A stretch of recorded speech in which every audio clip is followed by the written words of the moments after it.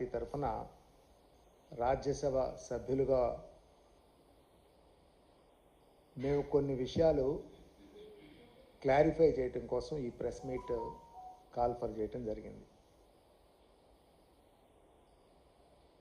ముఖ్యంగా మా మీద ఈ మధ్య వస్తున్నటువంటి రూమర్స్, వైఎస్ఆర్ కాంగ్రెస్ పార్టీలో 11 మంది రాజ్యసభ సభ్యులు ఉంటే అందులో 10 మంది వెళ్ళిపోతున్నారు అనేటటువంటి ఒక కథనాన్ని ఒకటి క్రియేట్ చేసి నడుపుతున్నటువంటి ఈ మీడియా సంస్థలు ఏవైతే ఉన్నాయో వాళ్ళు ఒక్కసారి ఆలోచన చేసుకోవాలి. మనందరం కూడాను ఫస్ట్ నేను చెప్పబోయేది ఏంటంటే, మేమందరం కూడాను పార్టీ తరఫులో ఒకళ్ళిద్దరు వాళ్ళ ఆలోచనలు ఏదైనా మారినా అవి ఆల్రెడీ ఆ రిఫ్లెక్షన్స్ చూసాం. కానీ మిగతా మేమందరం కూడాను ఒకటే మాట మీద ఉన్నాం. పార్టీ అధినాయకుడికి ఆలోచనలతోటి మేము ఇదే పార్టీలో కంటిన్యూ చేసుకుంటూ, ప్రజలు మమ్మల్ని ఎందుకైతే అక్కడికి పంపించారో, పార్టీ మమ్మల్ని ఏ విధంగా రిప్రజెంటేషన్ చేయముందో ఆ బాధ్యతలను నిర్వర్తించే దాంట్లో తప్పనిసరిగా మేము వైఎస్ఆర్ కాంగ్రెస్ పార్టీతోటే ప్రయాణం చేస్తామని చెప్పి తెలియజేస్తున్నాం ఫస్ట్. అయితే మేము ఇలా చెప్పుకోవాల్సి వస్తుంది అనేది ఒక బాధ. ప్రతి మనిషికి కానీ ప్రతి పార్టీకి కానీ ఒక వ్యక్తిత్వం, ఒక పరపతి ఉంటుంది. ఇప్పుడు అందులో అందరం ఒకే రకంగా ఉండం, ఒక్కొక్కళ్ళు ఒక్కొక్క ఆలోచనలు ఉంటాయి. కానీ మెయిన్ ముఖ్యంగా ఏంటంటే, నేను చూస్తున్నాను ఈ మధ్య రాజకీయం నడపటం అనేది ఎంతో కష్టమైన పని.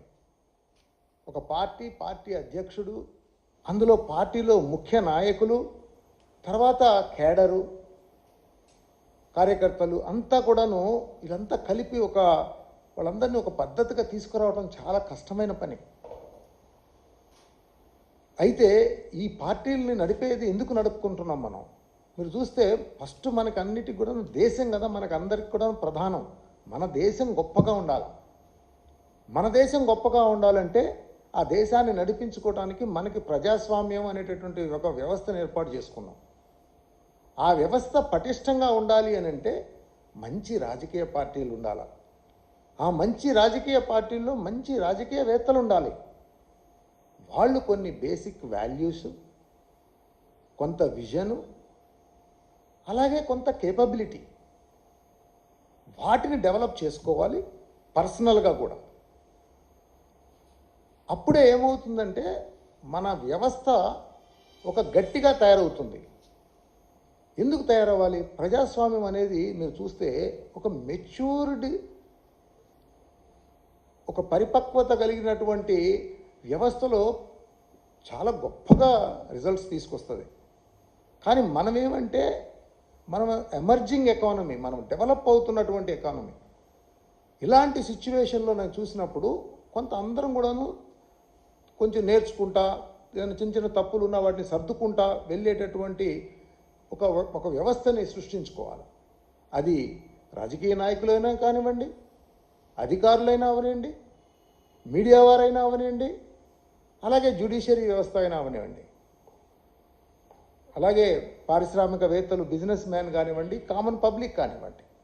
సో మనము అందరం కూడాను వాళ్ళ రోల్స్లో వాళ్ళని పటిష్టంగా మనం గొప్పగా తయారు చేసుకుంటే రాజకీయం దాన్నంతటినీ, ఆ వ్యవస్థని గట్టిగా అడ్మినిస్టర్ చేసే విధంగా ముందుకు తీసుకెళ్తుంది. ఆ రాజకీయ పార్టీలు గట్టిగా ఉంటే ప్రజాస్వామ్య వ్యవస్థ గట్టిగా ఉంటుంది. ఆ వ్యవస్థ గట్టిగా ఉంటే దేశం గట్టిగా అవుతుంది. సో ఇందులో అందరం కూడా వాళ్ళకి ఇప్పుడు మీడియా వాళ్ళకి కూడా వాళ్ళ ప్రాబ్లమ్స్ వాళ్ళకు ఉన్నాయి. ఇప్పుడు నేను అటువైపు నుంచి కూడా ఆలోచిస్తున్నాను. నేను యాక్చువల్గా ఓన్లీ రాజకీయ నాయకుల నుంచే అంటలా. ఫస్ట్ రాజకీయ నాయకులకి నేను మా వరకు మాకు చూసుకుంటే ఖచ్చితంగా ఇది ఒక బాధ్యత అనేది అని తెలుసుకొని బాధ్యతగా మనం వస్తున్నటువంటి తీసుకుంటున్న ఒక పొజిషను బాధ్యతతో కూడినది, కష్టతరమైనది,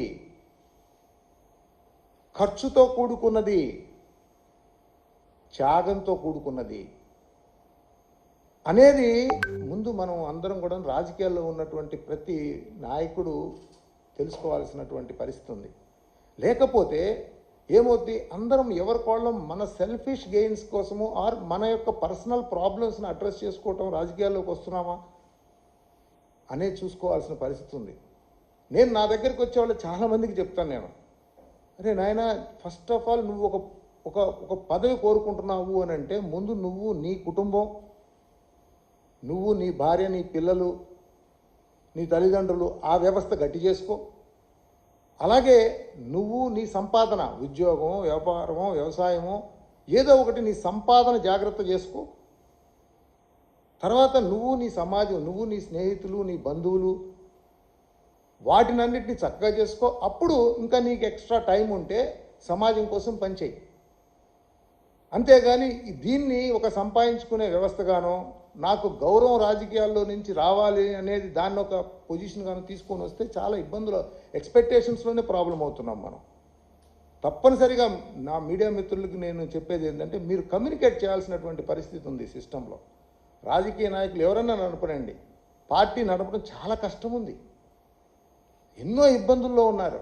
ఎందుకంటే ఎక్స్పెక్టేషన్స్ వస్తున్నటువంటి క్యాడర్ లీడర్షిప్ని అంతా కూడాను వాళ్ళకి ఒక ఎడ్యుకేట్ చేయాలి. వాళ్ళకి ఎడ్యుకేషన్తో పాటు వాళ్ళ స్కిల్స్ కూడా పెంచాలి, వాళ్ళ నేర్పరితనాలు పెంచాలి. దానికి చాలా ట్రైనింగ్ ప్రోగ్రామ్స్, అదే వెనకటి రోజుల్లో మనం చూస్తే కమ్యూనిస్టులు ఇట్లాంటి వాళ్ళు ఎట్లా ఉండేవాళ్ళు అంటే ఒక ఫోకస్, ఒక అప్రోచ్ మీద వాళ్ళు వచ్చేవాళ్ళు. సో ఇప్పుడు మనం వస్తున్నటువంటి వ్యవస్థ మారినప్పుడు మనం వీటన్నిటి సరైన విధంగా రాజకీయ నాయకులు వాళ్ళ ఎక్స్పెక్టేషన్స్ తీసుకొచ్చుకోవాలి. అలాగే చేసే ప్రాసెస్లో కూడా అందరూ అన్నీ కరెక్ట్ చేయలేరు కదా. ఇప్పుడు పార్టీలో అన్నీ ఇప్పుడు నేను అనుకున్నట్టుగానే అన్నీ అవ్వాలి అనే దానికి ఉండదు. ఇది ఏంటంటే కొంచెం కలిసిమెలిసి ఇబ్బందులు కష్టాలను ఓర్చుకొని అందరం కలవడికతోటి నడవాల్సినటువంటి వ్యవస్థ రాజకీయం. సో ఇది మిస్ అయిపోయిన తర్వాత ఏమవుతుందంటే అందరూ కూడాను వాళ్ళ పర్సనల్ ప్రాబ్లమ్స్ వచ్చేసేసి వాటిని పొలిటికల్గా రిఫ్లెక్షన్స్ తీసుకొని దానివల్ల పార్టీలని మనము డైల్యూట్ చేసుకుంటున్నాం. అది ఏ పార్టీ అయినా అవనండి, అది వైసీపీ అవనండి, టీడీపీ అవనండి, బీజేపీ అవనండి, కాంగ్రెస్ అవనండి, ఎవరైనా అవనండి. సో కాబట్టి దీన్ని మనము తీసుకెళ్లాల్సింది, ఎడ్యుకేట్ చేయాల్సిన విధానం తప్పనిసరిగా పాత్రికేయ మిత్రుల మీద, అలాగే మనందరి మీద, అంతా మన సొసైటీ అంతా ఉండాలి, అందరి మీద ఉందని చెప్పి నేను తెలియజేస్తా ఉన్నాను. మా వరకు నేను పర్సనల్గా వీటన్నిటిని ఆలోచించిన తర్వాత నేను రాజకీయంలోకి రావడం జరిగింది. నాకు తెలిసి ఇబ్బందులు చాలా కష్టాలు ఉంటాయని. కానీ నేనేమనుకున్నాను అంటే నాకేదో ఒక ప్లాట్ఫామ్ కావాలి.